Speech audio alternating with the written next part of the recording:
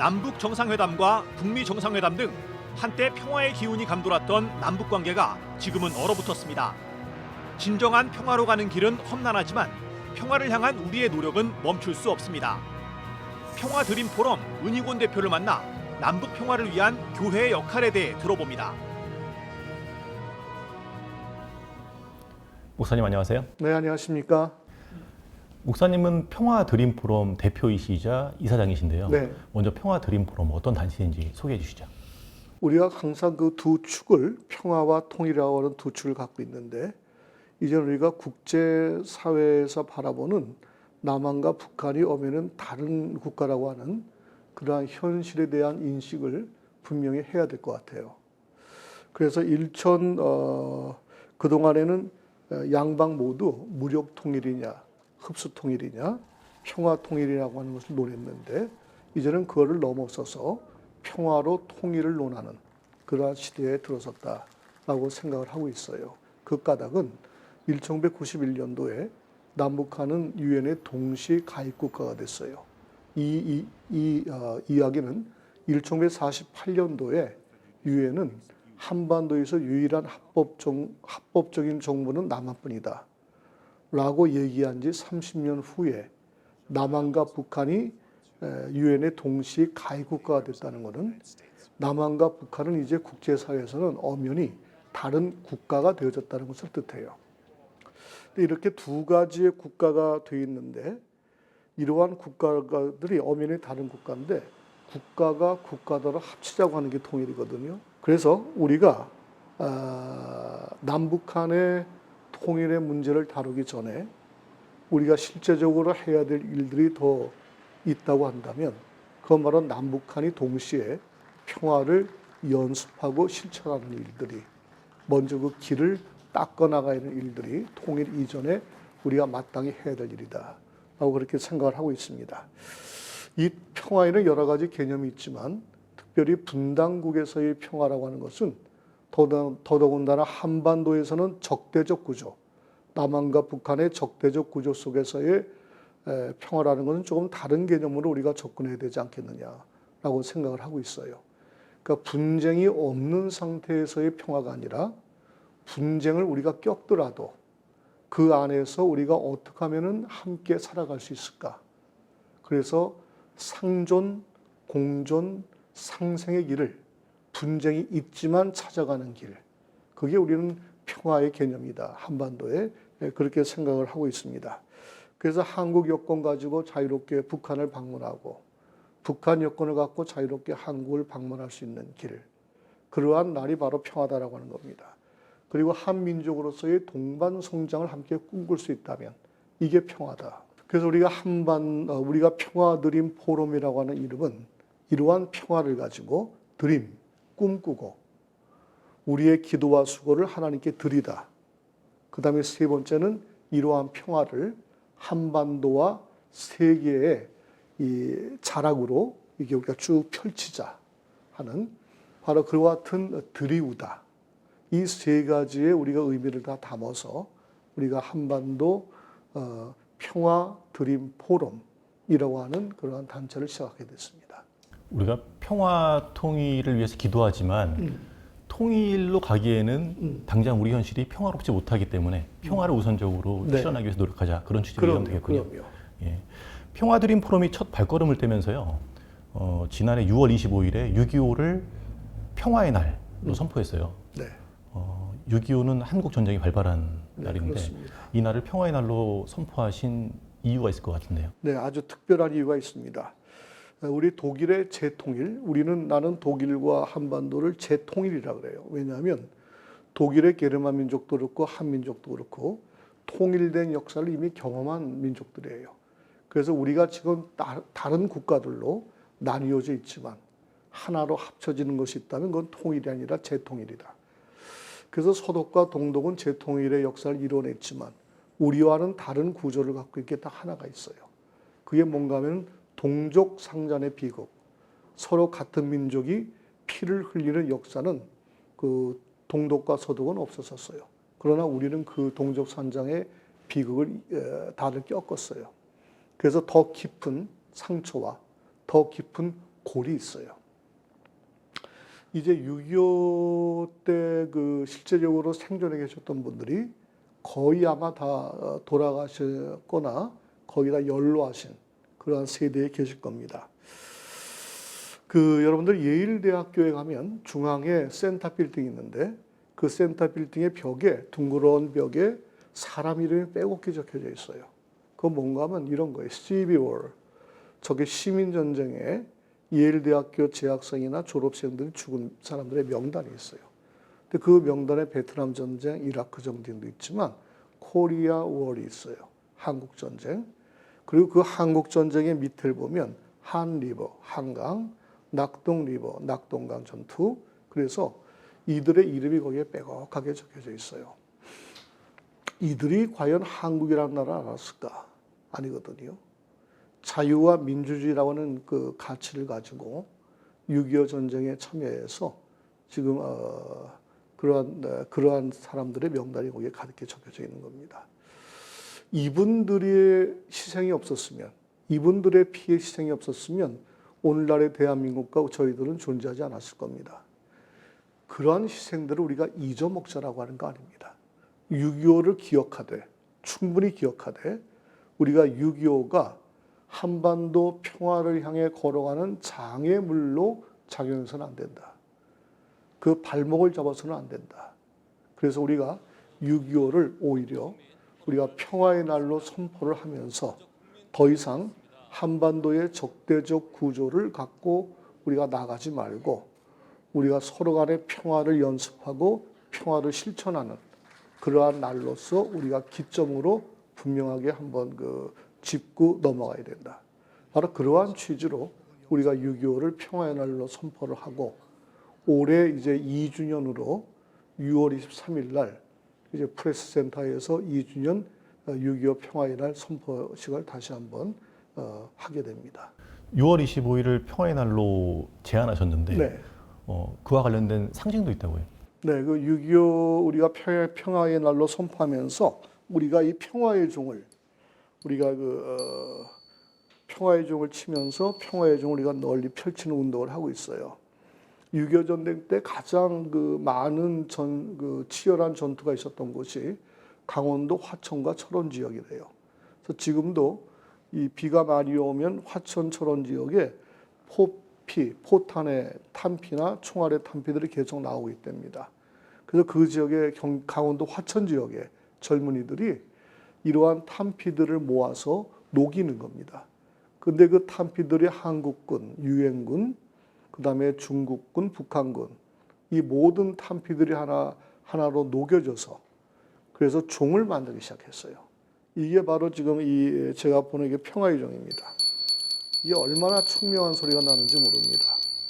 우리가 성경에 미가서 4장에 우리가 그 칼을 쳐서 보습을 만들고 창을 쳐서 우리가 낫을 만들고 다시는 전쟁을 연습하지 않는, 다시는 서로가 해치지 않는 바로 이와 같은 하나님의 말씀의 예언이 있는데 바로 그것이 모두가 담긴 것이 바로 이 평화의 종입니다. 그래서 6.25를 기억하되 6.25가 더 이상 한반도의 평화를 가로막는 장애물과 족쇄가 돼서는 안 된다. 바로 이런 의미를 가지고 우리가 6.25를 평화의 날로 선포하자. 그래서 우리가 작년도에 공식적으로 선포를 하면서 그 다음에 평화드림 포럼이 시작을 한 겁니다. 전쟁의 기억이 있기 때문에 동족 상잔의 기억이 있기 때문에 평화로 가는데 어려움이 있는데 말하자면 치유와 화해를 위한 네. 하나의 선언적 의미가 있겠군요. 네, 그렇습니다. 그 목사님 개인에 대한 네. 이야기를 좀 들어보고 싶은데요. 미국에서 오랫동안 목회하셨고 기독교 대한감리회 미주자치원회 감독도 지내신 걸로 알고 네. 있습니다. 근데 미주자치원회 감독하시기 전에 국내에서 북한교회 재건을 위한 활동도 하셨다고 들었어요. 네, 네. 어떤 계기가 있었기에 한반도 평화와 통일에 대해서 관심을 갖게 되셨는지. 네. 우리 기독교 대한감리회는 30년 전에 이제 한반도 평화 통일과 북한 선교를 위해서 서부연회라고 하는 것을 재건을 했어요. 서부연회는 해방 전에 그리고 해방 전에 북한의 모든 땅에 있는 감리교회가 모인 곳이 서부연회예요. 그런 서부연회를 이제 지역은 비록 우리가 없지만 한번 평화통일과 북한 선교를 준비한다고 하는 의미에서 서부연회를 재건을 했어요. 당시에는 이중 소속이 가능한 유일한 연회로 1200교회가 거기에 신청을 하고 가입을 해서 같이 함께 일을 하고 있었는데 제가 그 초대 총무로 선출이 되어져서 8년 동안 이 감리교회의 평화통일운동과 북한선교의 일을 전담을 하게 됐어요. 그래서 그 일이 계기가 되어져서 이제 북한선교와 평화통일의 운동을 하게끔 되어졌습니다. 그래서 우리가 이때부터 이제 일들을 시작하는데 그 중에서 가장 기억에 남는 일이 평양신학원 재개원 사업이에요. 근데 이 일은 우리가 분명하게 제가 말씀을 드릴 수 있는 까닭이 제가 8년간의 사역 가운데서 이 일을 계획하고 이 일을 시작하고 또 진행하면서 결론을 맺은 그 열매예요. 물론 하나님이 허락하신 거죠. 2000년도 아마 5월일 겁니다. 통일부로부터 사회 문화 분야 협력 사업자 그와 같은 승인을 시작으로 2000년도 7월 달에 그 당시는 조선기독교도연맹 위원장이셨던 강영섭 위원장과 저희 섭위원회 관계자들이 함께 모여서 평양신학원 안에서 재개원 예배를 드리고 그리고 2000년도 9월 달에 12명의 신입생을 받아서 재개원이 시작이 되어졌고 2001년도 1월 11일 날 우리가 이 평양신학원을 재개원하는 일을 통해서 우리가 통일부로부터 남북교류협력자 사업자 승인을 받았어요. 그래서 이 일의 본격적인 주체가 되어져서 일을 했던 것이 가장 지금 큰 기억에 남습니다. 그래서 관계자들과 성도들의 기도와 협력이 없었으면 불가능한 일이었고 그보다 더 중요한 것은 하나님이 허락하셨기 때문에 바로 북녘 땅의 평양에 신학원이 재개원되어졌다 하는 그와 같은 일들을 아울러 좀 말씀을 드리고 싶습니다. 평화 드림 포럼이 여러 가지 일을 계획하고 있을 텐데 네네. 그중에 핵심은 교육인 것으로 이해됩니다. 네네. 우선적으로 청년 세대를 위한 평화통일 교재를 발간하셨는데 앞으로 어린이와 장년 세대를 위한 교재도 발간 계획이신 걸로 알고 있습니다. 네, 맞습니다. 지금 시점에 평화통일 교육이 주목되는 이유는 뭘까요? 미국에서는 20년 살다가 작년에 귀국을 했어요. 제가 떠나기 전보다 지금이 보수와 진보 진영의 적대적 양극화 현상이 너무 깊고 확산되어 있다고 느껴져요. 그리고 그것이 미움과 증오의 구조까지도 이제 내용이 채워지는 걸 바라봐요. 그래서 남한과 북한의 분단 구조 외에 남한 내에도 보수와 진보 진영의 분단선이 다시 자리 잡고 있다. 이것이 오늘날의 현실이다. 그럼 이와 같은 것들을 우리가 어떻게 극복해 나갈 수 있겠는가라고 할 때는 역시 좀 아득히 먼 시간이 걸리겠지만 그러나 교육과 훈련 외에는 없다. 바로 그러한 취지에서 우리가 그 교육과 훈련을 감당하자라고 하는 취지에서 일을 시작을 했어요. 그래서 크게 두 가지인데 하나는 평화드림 아카데미를 시작을 했어요. 작년부터. 그래서 8개 대학교의 11분의 교수들이 자기의 전공 분야에서 평화를 논하기 시작했어요. 그리고 특징은 90분 강의에 45분을 강의하고 45분을 집중적으로 토론을 통해서 서로 간의 그 시면과 외연을 확장해 나갔어요. 그래서 그 결과 우리가 평화로 통일을 원하다라고 하는 이와 같은 그 1차 연도의 책을 우리가 발간을 했습니다.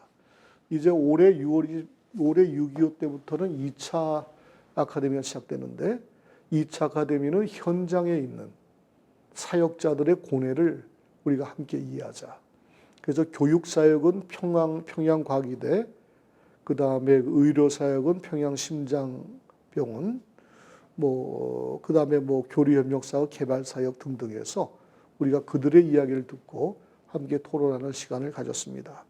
이제 그 두 번째로 우리가 조금 전에 질문하신 교육 교재 개발 사역을 우리가 했습니다. 그래서 4개년도를 기준으로 해서 가장 첫 번째로 대학 청년층을 대상으로 해서 우리가 평화 교육 교재를 만들자. 그리고 내년에는 청소년들, 유스그룹, 그 다음에는 어린이들, 그 다음에는 장년부를 해서 만들자.